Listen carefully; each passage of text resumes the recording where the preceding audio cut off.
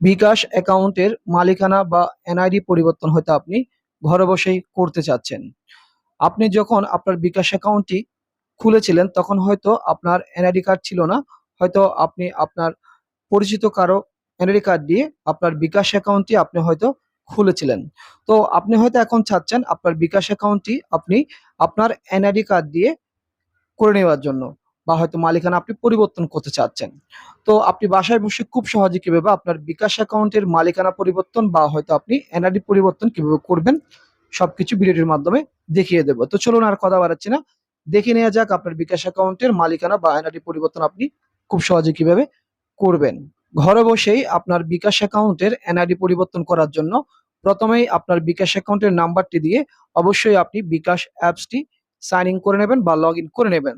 অবশ্যই আপনি যদি বাসায় বসে এনআইডি পরিবর্তন করতে চান বিকাশ অ্যাকাউন্টের, আপনাকে বিকাশ অ্যাপসের সাহায্য নিতে হবে। তো আপনি বিকাশ অ্যাপসটি আপনার বিকাশ নাম্বারটি দিয়ে বা আপনি যে অ্যাকাউন্টের মালিকানা পরিবর্তন করবেন সেই নাম্বারটি দিয়ে সাইন ইন বা লগ ইন করার পর আপনি বিকাশ অ্যাপসে চলে যাবেন।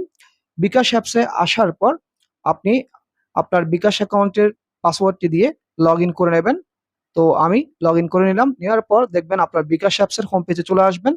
হোম পেজে আসার পর এখানে দেখবেন উপরে ডান দিকে একটা অপশন রয়েছে, বিকাশ অ্যাপসের উপরে ডান দিকে দেখবেন একটা বিকাশের আইকন রয়েছে। উপরের ডান দিকে একদম বিকাশের আইকন রয়েছে, এখানে ক্লিক করবেন। আইকনে ক্লিক করলে দেখবেন এরকম অপশন আসবে। তো এখানে দেখবেন অপশন রয়েছে নিচে তথ্য হালনাগাদ। তো তথ্য হালনাগাদ এখানে ক্লিক করবেন।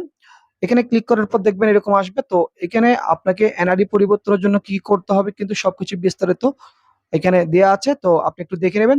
তারপর আপনি কি করবেন, এখানে মালিকানা পরিবর্তন করার জন্য নিচে দেখবেন লেখা রয়েছে শুরু করুন, এখানে ক্লিক করবেন।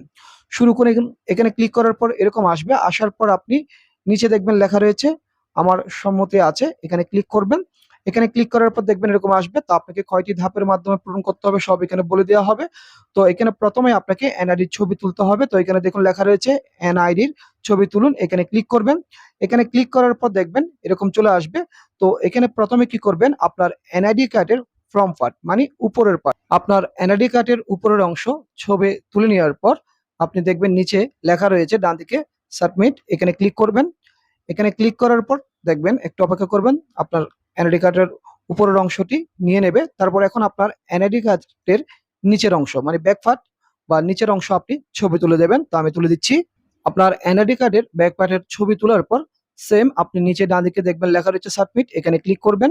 আপনার এনআইডি কার্ডের উপরের অংশ এবং নিচের অংশ ছবি তুলে সাবমিট করার পর দেখবেন আপনার এনআইডি কার্ডের সব তথ্য এখানে চলে আসবে। তো এখানে আপনি একটু দেখে নেবেন আপনার এনআইডি কার্ডের সকল তথ্য সঠিক রয়েছে কিনা। যদি এখানে সঠিক না থাকে আপনি একটু টিক করে দেবেন। তারপর আপনি কি করবেন, এখানে দেখবেন নিচে লেখা থাকবে পরবর্তী, আপনি পরবর্তী এখানে ক্লিক করবেন। তো আমি এখানে ক্লিক করছি। পরবর্তী এখানে ক্লিক করার পর এখানে আপনাকে কিছু তথ্য দিতে হবে। তো আপনি প্রথমে এই যে দেখুন লেখা রয়েছে লিঙ্গ, তার পাশে ডান দিকে চিহ্ন রয়েছে, এখানে ক্লিক করবেন। এখানে ক্লিক করে আপনি জেন্ডার সিলেক্টেড করে দেবেন। তো আমি পুরুষ সেটা সিলেক্টেড করে দিলাম। তারপর আয়ের উৎস, তো আপনি ডান দিকে চিহ্নের উপর ক্লিক করে আপনার আয়ের উৎস ঠিক করে দেবেন। তো আমি দিয়ে দিলাম, আপনারটা আপনি দিয়ে দেবেন। তারপর আনুমানিক মাসিক আয়, ডান দিকে ক্লিক করে আপনি সেম দিয়ে দেবেন। তো আমি একটা দিয়ে দিলাম। আপনার আপনারটা আপনি দিয়ে দেবেন। তারপর আপনার পেশা, ডান দিকে ক্লিক করবেন। ক্লিক করার পর আপনার পেশাটা আপনি দিয়ে দেবেন। তো আমি দিয়ে দিচ্ছি।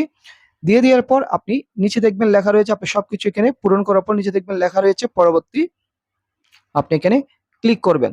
এখানে ক্লিক করার পর দেখবেন এরকম আসবে। তো আপনাকে ছবি তোলার জন্য বলা হবে। তো আপনি প্রস্তুত থাকবেন ছবি তোলার জন্য। তো আপনি ছবি তোলার জন্য কি করবেন, এখানে নিচে দেখবেন লেখা রয়েছে ছবি তুলুন। তো এখানে ক্লিক করবেন। তো এখানে ক্লিক করে আপনি এখানে যেভাবে বলবে আপনি সেভাবে তুলবেন, তাহলে আপনার ছবি তোলা হয়ে যাবে।